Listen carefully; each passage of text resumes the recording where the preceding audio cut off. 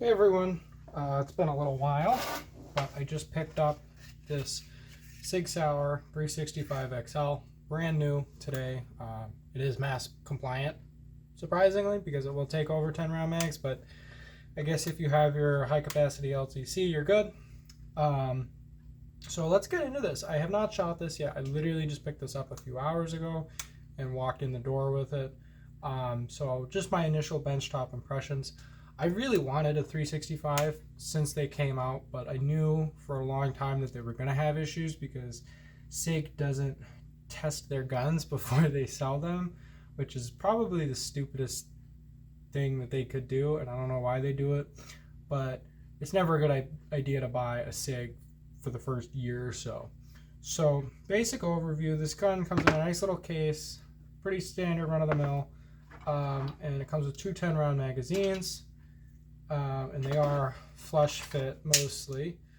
They have a tiny little tail right here that really doesn't increase the size of the gun, but it gives you a little bit more of a pinky hold right there than without it. Your pinky kind of falls off without it, so that is nice that it completes the grip. Sights are really good. We have a green dot front and twin white in the rear. They are dovetailed in. Drift adjustable, but not really adjustable. Hopefully it's pretty lined up from the factory. I was also surprised this model has a manual safety. I didn't think these had manual safeties, but I guess this one does. And I believe this is the XL model, so it's got this little bit of extra barrel length here, which I don't mind. It gives the gun a nice balance. Pretty much puts the balance right around there, and it makes it point very, very well. But yeah, so the safety, it just blocks the firing pin from dropping. It doesn't lock the trigger or anything. And it's a nice balance of completely out of the way. You don't rest your thumb on it like you do with a 1911. But it's really out of the way. And then at the same time, it's really not out of the way. You know, it's not in the way and it's not out of the way. It's really good. And that's how most of the controls feel. At first, and obviously this is empty. I don't even think I have any loaded 9mm at all right now. But so the magazine release also feels really good. The first time I pressed it, it felt a little bit not great, like too low profile, because it angles. It's kind of at an angle like that. You can see it, which is weird, but you press it and the mag just falls free. Really nice.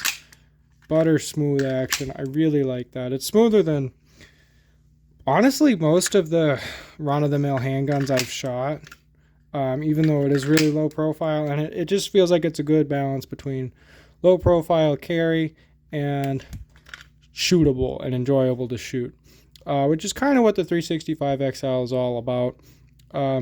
It needs to be carryable all day, but you still want it to be shootable and enjoyable to shoot because you want to be able to practice with it.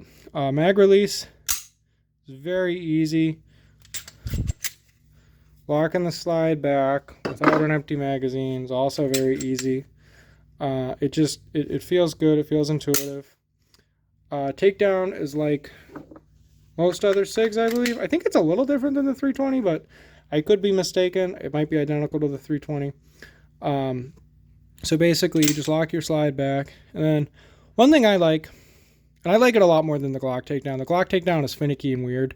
But one thing I like about this is you can't fully turn the takedown lever with a loaded magazine. You have to take the magazine out, which I think is a good safety feature, and it just works. And then all we got to do is flip this, and now release the slide catch, and the whole thing comes right off.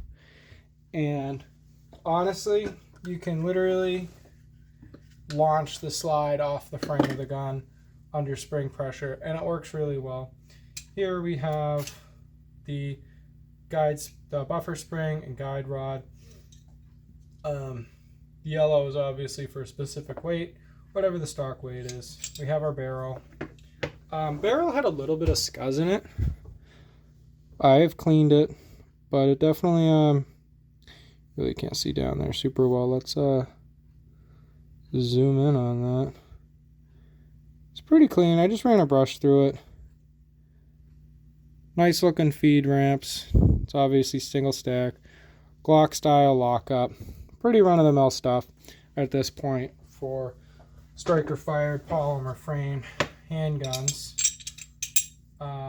So very, very easy to take down. You do have to put the guide rod in a certain way, and it's a little confusing, but basically, as far as I can tell, this side faces forward. That's how it came in my gun, and that's how I've been operating with it. This model is also optics ready. SIG can get a little confusing with how many different models they have. It is what it is. So I also really like this slide. It's got rear serrations, forward serrations. It tapers towards the muzzle, which I like. The front sight is rounded in the front, so this is going to holster really easily. And then even the rear of the slide is tapered, so it's going to unholster very easily without really getting snagged on anything.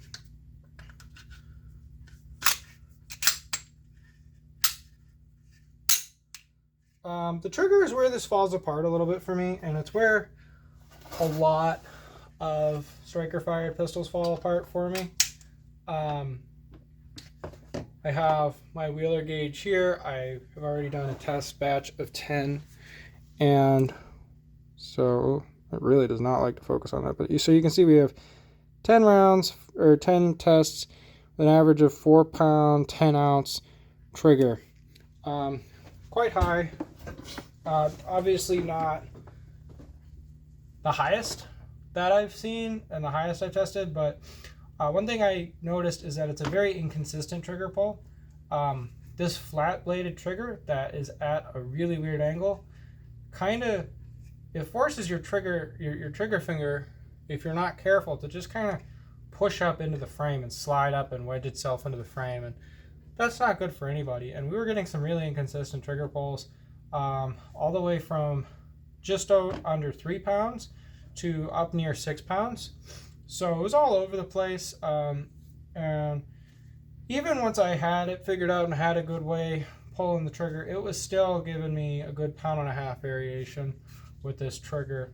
So I'm not really thrilled about that, going from a tuned Smith & Wesson trigger, because in my opinion, and probably most people would agree with this, the trigger is the most important part of accuracy on any handgun. So one thing I do also like about this, though, is it is very easy to fully strip. So you saw me, I'm not trained on this. I literally have never done this before. Just a couple punches and a hammer. I'm using brass punches, but you can use steel punches. A single pin, and no idea who's texting me, and voila, our trigger unit comes out. And now what's nice about the SIGs is this is actually, it's a blessing and a curse. This is actually the serialized part of this gun. It's not the frame. So you can swap the frame out for whatever color you want. They're pretty inexpensive. There's aftermarket ones, different size ones with rails, different beaver tails, whatever. I like this. It's very light. I like the stippling on it, to be honest. It feels right for me. I've definitely shot plenty of Glocks and whatnot that just did not get the stippling right. And I mean, 1911 checkering is all over the place with those grips, and that's really just a whole nother story. This feels right for me. Yeah, I'm interested to see how this is going to shoot in 9mm. I think it's going to be pretty snappy, to be honest. And I will definitely be taking videos shooting this gun. This is the first semi-auto I've actually owned. It's also the first brand new gun that I bought. So I'm kind of excited about this. I'm looking forward to it. And I hope this video helps some people out.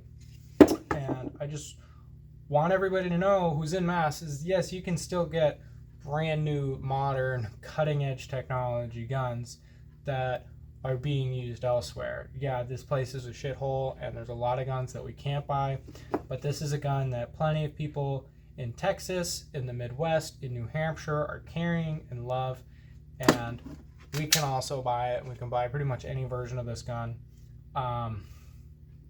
So it's not a total lost cause right now, although we're getting there. But that's a whole nother discussion. So thanks for watching, guys. Have a good one.